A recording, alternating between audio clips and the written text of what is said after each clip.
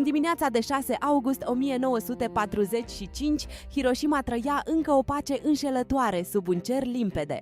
La 8:15, bombardierul american Enola Gay a eliberat bomba atomică Little Boy deasupra orașului. În câteva secunde, lumina a orbit străzile, iar unda de șoc a spulberat centrul urban. Aproximativ 70.000 de oameni au murit imediat, iar mii alții s-au stins apoi în suferință. Armele convenționale nu mai păreau suficiente, fiindcă omenirea intrase brusc în era atomică.